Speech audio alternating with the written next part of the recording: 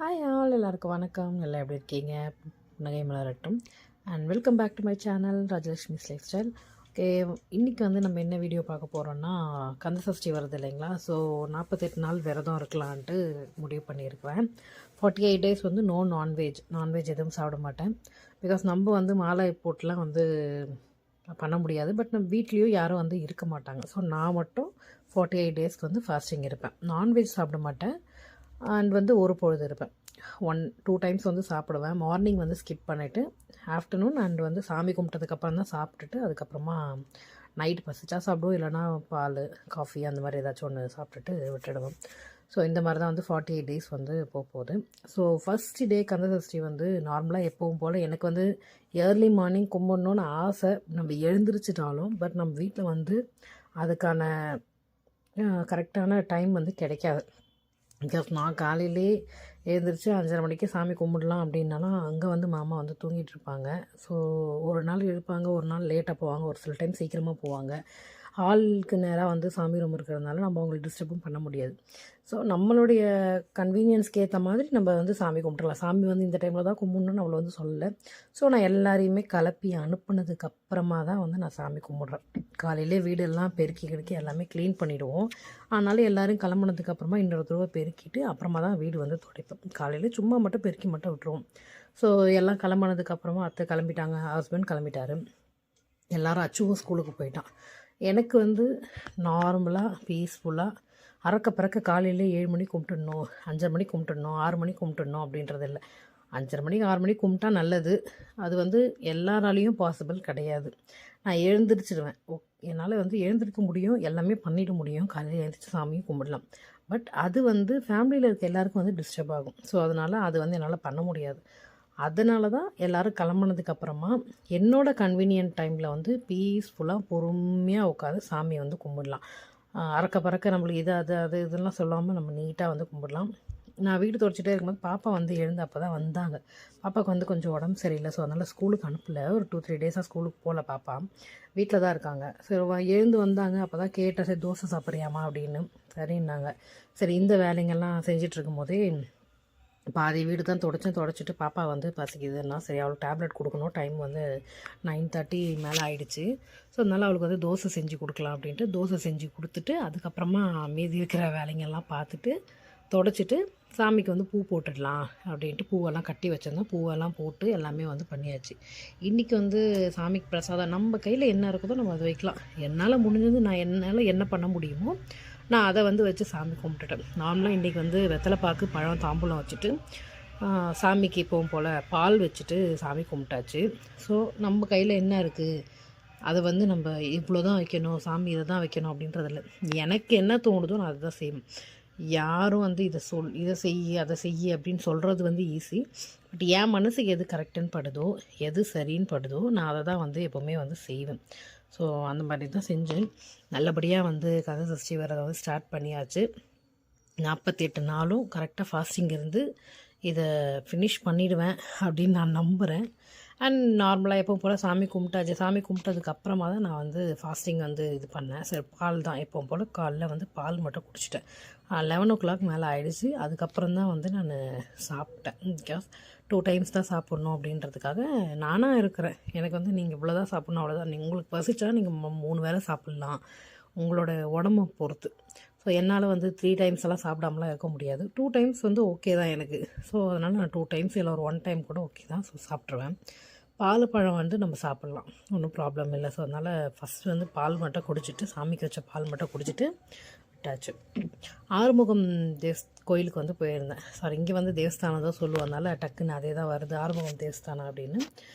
கோயிலுக்கு வந்து போயிருக்கும் போது இந்த ஃபோட்டோ வந்து எங்கேயுமே அவங்க எப்பவுமே கிடைக்காது.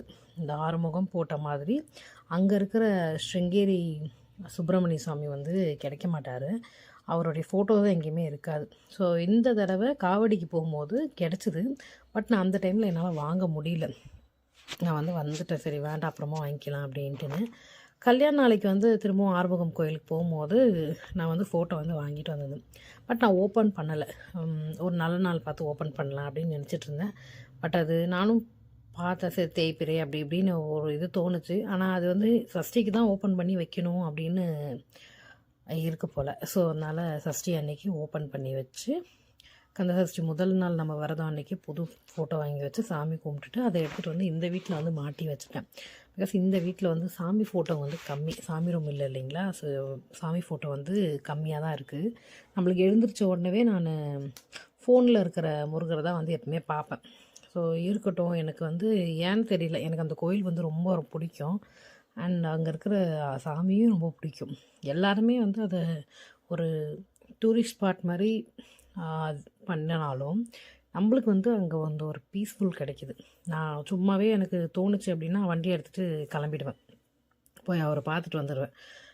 அது ஏன் என்ன அப்படின்லாம் தெரியல. வெளியே அந்த முகத்தில் உள்ளே இருக்கிற சாமி முகத்தை விட எனக்கு வெளியே அந்த ஆறுமுகம் கோபுரத்தில் இருக்குது பார்த்திங்களா, அந்த முருகரை பார்த்து கும்பிடும்போது எனக்கு அது ஒரு மாதிரி பீஸ்ஃபுல்லாக இருக்குது. அவர் முகத்தை பார்த்தாலே அப்படியே ஒரு சந்தோஷம், அப்படியே சிரிப்பு, நம்ம முகத்தில் தானாக ஒரு சிரிப்பு வந்துடுது. அவர் முகத்தை பார்த்த உடனே ஒரு ஹாப்பினஸ் இருக்குது.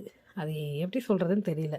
எனக்கு என் பசங்க எப்படி எதனா பண்ணால் எவ்வளோ ஹாப்பியாக இருக்குமோ அந்த மாதிரி ஒரு ஹாப்பினஸ் அந்த ஃபோட்டோவை பார்க்கும்போது, அந்த ஃபேஸை பார்க்கும்போது, அந்த முருகருடைய ஃபேஸை பார்க்கும்போது ஒரு மாதிரி உள்ளுக்குள்ளே வந்து படப்படப்படான்னு அப்படின்னு ஒரு தானாகவே பல்ல ஈன்னு காட்டுற அளவுக்கு சிரிப்பு வருது.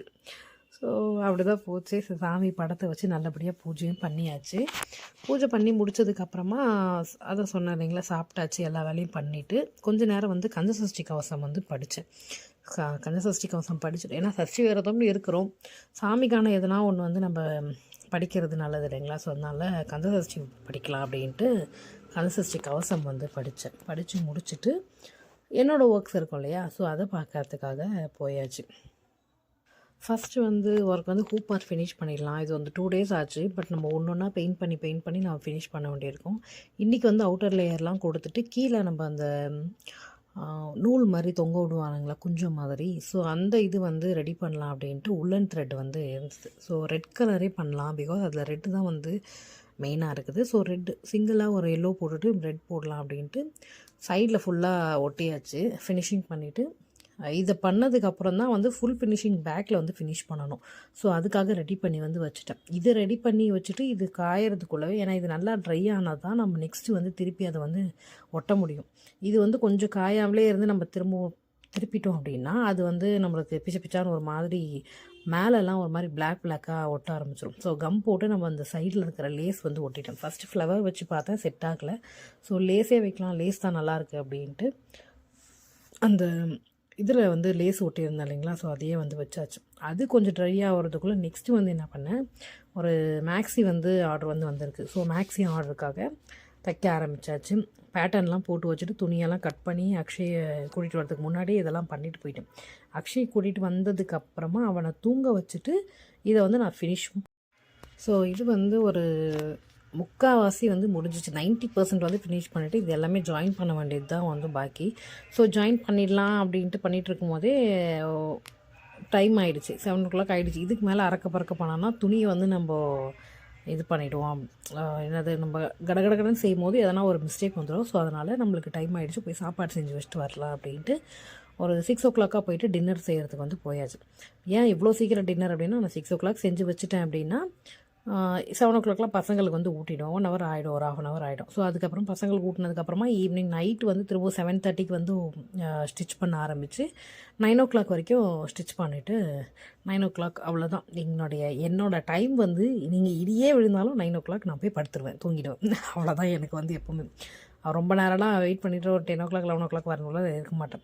பிகாஸ் காலையில் எழுந்து எனக்கு வேலை இருக்கும். ஸோ 6 o'clock 6:30 ஆகிற வரைக்குமே இங்கே வந்து வெளிச்சமாக தான் இருக்குது இப்போதைக்கு. செம்ம வெயில் 2 நாளாக படுத்தி எடுக்குது. அனல் வந்து தாங்க முடியல. அதனால் ஈவினிங் ஒரு தடவை ஃப்ரெஷ் ஆகிட்டு வந்து டின்னர் ரெடி பண்ண ஸ்டார்ட் பண்ணியாச்சு. இப்படி தான் இந்த டே வந்து போச்சு. சரி, உங்களுக்குலாம் எப்படி போச்சு அப்படின்றத சொல்லுங்கள். அண்ட் இந்த வீடியோ பிடிச்சிருந்தா லைக் பண்ணுங்கள், ஷேர் பண்ணுங்கள், கமெண்ட் பண்ணுங்கள். தேங்க்ஸ் ஃபார் வாட்சிங். மலரட்டும்.